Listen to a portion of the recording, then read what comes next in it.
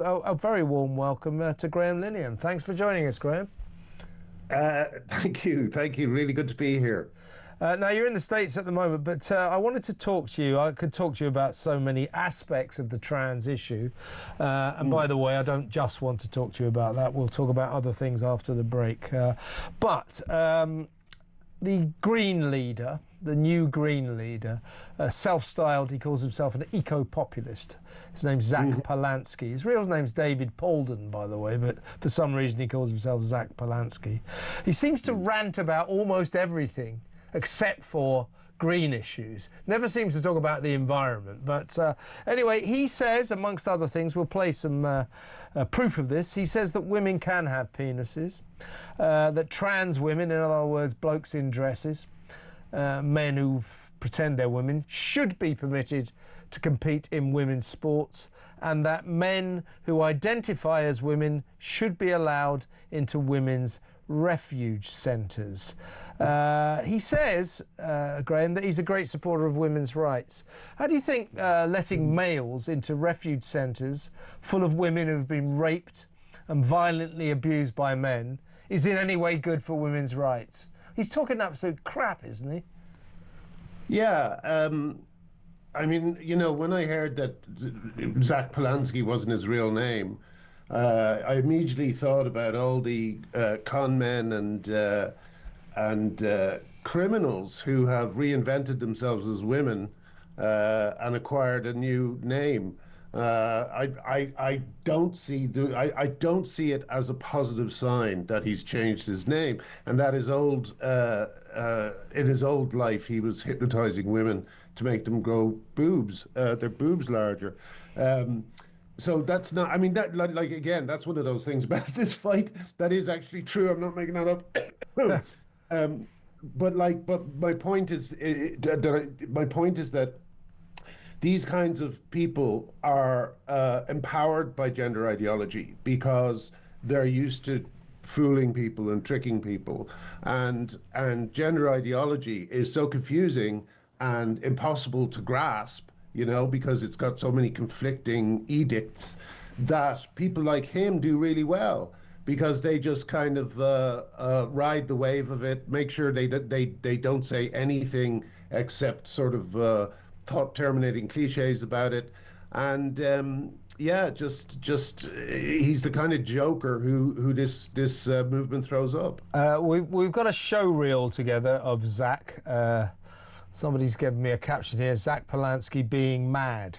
But he is like it's like a sort of swirling mass of every extreme left-wing cliche you've ever heard. So when Piers Morgan, for example, the other day said, "Can a woman have a penis?" He said, "Oh, yes, of course they can."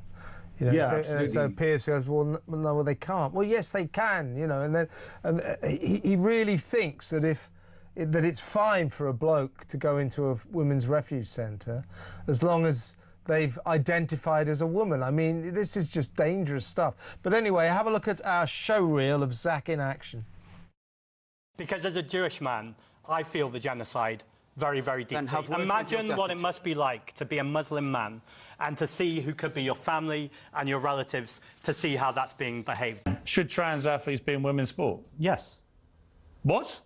If a trans athlete is a woman, then of course they should be in the sport that they're participating in. But they're not a woman, they're a man. Well, I think that's deeply offensive. These are totally unacceptable tweets, and I accept that people who are in politics, we get lots of abuse, but let's also face we shouldn't get abuse, and I certainly recognise that women get more abuse than I do, for instance. Does someone with a penis have a right to enter into a woman's refuge? However they identify. Yes, if they identify as a trans person, they've been a trans person for a long time, everyone's comfortable with it. When you have excess power in this country and wealth, which often come together, when that utilises working class resentment, you don't have to be a historian to know there are many times in the history when that's exactly when fascism begins. Graham, one more thing. We've got another little bit of Zach in action. This is Zach on what a woman is. Can a woman have a penis? Yes. It's going to take them a long time on the National Health Service to get rid of it, but that's another separate problem. All right. I think we'll leave it on a woman can have a penis. People can I think you're lacking nuance and complexity about a pretty complicated Not really. You couldn't have been clearer. I'm clear because actually, when you want to look at the science, you were crystal clear. Ask Yes. a simple question. But you're laughing at it, which I think demeans think it's trans people. absolutely ridiculous. What have you got against trans people? Why are you punching down? Why are you not saying Nothing against the real trans problem people. in I've this already country? told you that I think trans You people... sound like you have a huge problem with trans people. No. It sounds to me like you don't understand what a woman is, which I think is a huge problem for someone leading a party in this country. A woman is a gender. Sorry? You said, what's a woman? No, a woman is a gender. biological and gender female. is complicated. No. Gender is a spectrum. It's not complicated. A woman is a Is biological gender a spectrum? Is it that binary? Do you think people are born male and female? Not necessarily. Oh, for God's sake. I think it's more complicated than It's that. not more complicated, Zach. Well, it's not more complicated than that if you're a TV show host who wants to make it binary and ridiculous. Zach, you're going to have but to actually, work if you this want to stuff have a out, mate, nuanced 'cause let me tell you. conversation that actually reflects science, You know, when I asked you if you and wanted to be information, when I asked you if you want to be prime minister, there is not a cat in hell's chance of you ever becoming prime minister if you don't know what a woman is. Or UK Supreme science. Court has made it crystal clear. But that's what a not the woman is. Supreme Court's job. The Supreme Court's job is to look at legislation down the law and of then a make a man. legal ruling. Okay, so you know more than the Supreme Court. Well, yes, actually, in this case, yes, I do. She said, now, Graham, you've written there some of the funniest sitcoms ever. Could you write stuff as funny as that? That's the thing I always say to people when they say, "Are you ever going to write about this?" But the real thing is so incredibly bizarre. Sorry, every time I put my glasses on, they steam up. I'm like I'm in a Confessions of a Window Cleaner or something. Yeah, they just kind of constantly do that, you know. Sorry, what were we talking about? Well, you know, I mean, the thing, Zach Polanski is challenging Piers. On the science, he's saying to Piers, you're not being scientific. Piers is saying, well, a woman's a woman and a man's a man. It is actually a binary issue. Sex is a binary issue. By the way, my feeling, over the course of time, the trans lobby seems to have separated the meaning of the word gender from the meaning of the word biological sex. Well, historically, there was never any difference. And I still don't think there's any difference. I still think biological sex is a binary issue. You're either a male or a female. I mean, we could talk about intersex people, but that just sort of clouds the issue. You're a male or a female, but Zach thinks it's a spectrum. You know, and you can't be, but it's not binary. It's absolute nonsense. Yeah, and Zach is doing what all trans activists do. He's trying to get that not 1% of a percentage. Sorry, he's trying to make that a much bigger issue than it actually is. People who have what they're called is disorders of sexual development.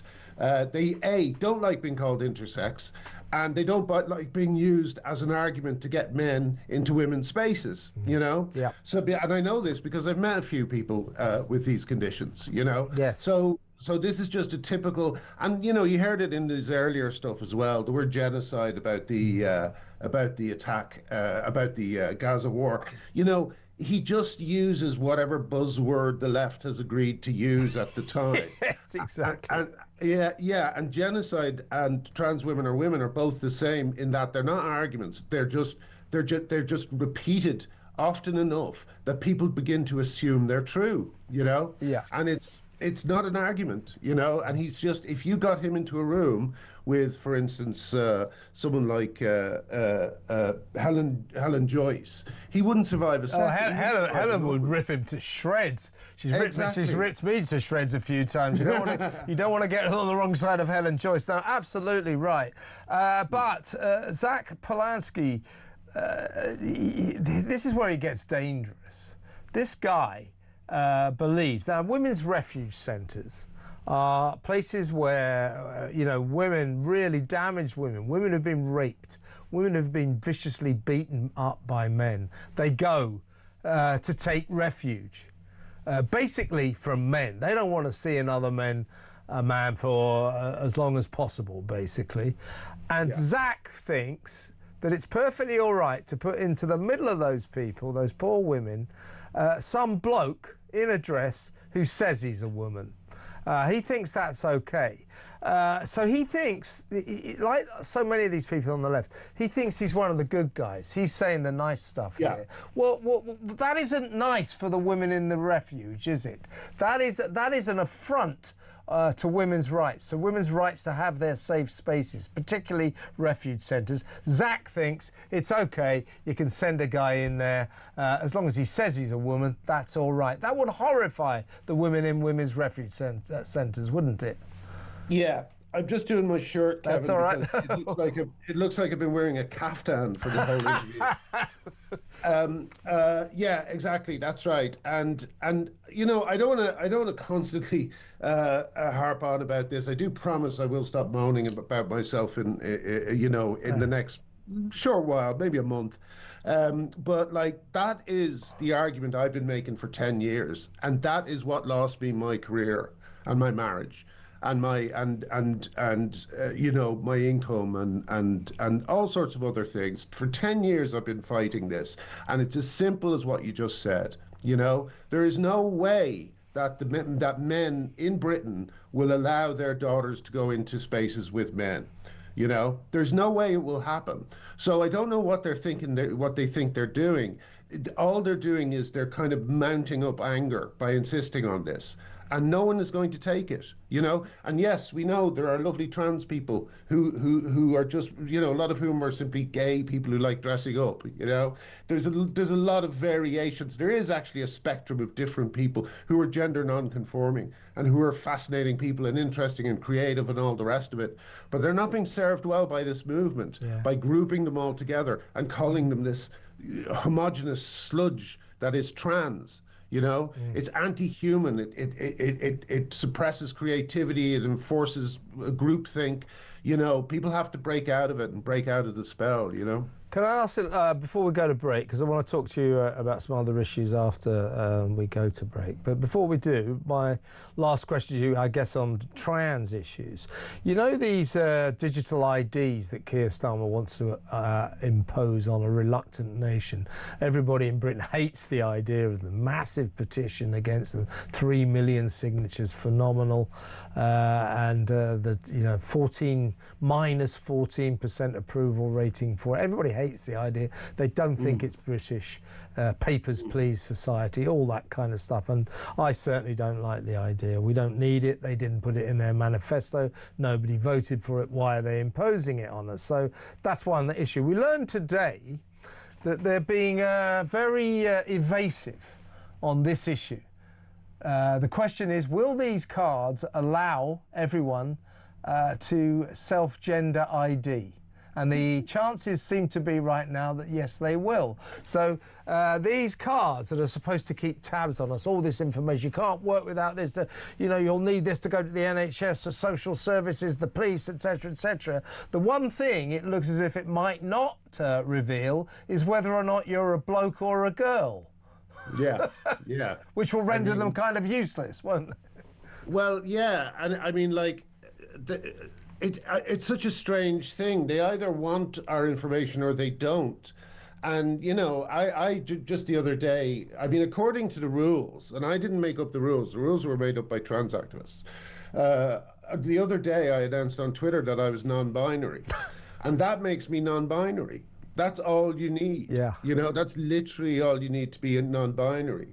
So someone can put down that, and you know, that fluidity might be fun when you're a teenager and you're experimenting and thinking about things, but it's not fun for the police when there's a missing persons report out for a woman and it's a 6'2" bloke who looks like Oliver Reed, you know?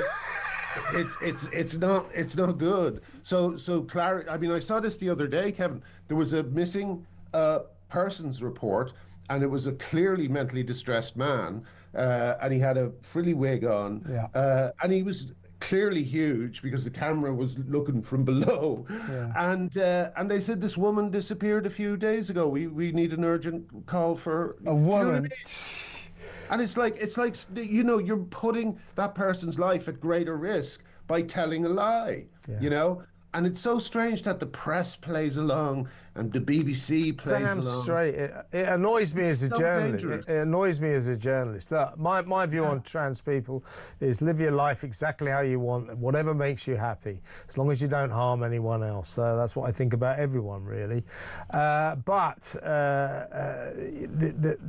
when they start sort of basically saying that I can just say I'm a woman and then I am. I can turn up at a women's refuge centre, you know, as you say, looking like giant haystacks or something, and say to them, can I come in? Well, no, this is a women's refuge centre.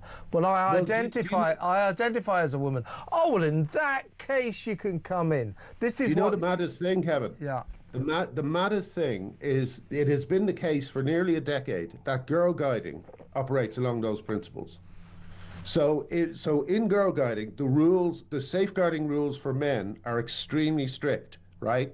Men can't go on things like overnight stays in places and so on and so forth. However, if that man identifies as a woman, those restrictions aren't just relaxed, they disappear. They disappear. You see, Graham, this is people don't realise this because it's so insane. This is the insanity that I think most people in this country want to get rid of, and yet we still have this kind of woke lobby that carries on imposing derangement on all of us, and something's got to be done. Girl guiding. Can you think of a worse place? I was just trying to digest. And girl guiding for that to happen. That's unbelievable. Unbelievable and mad.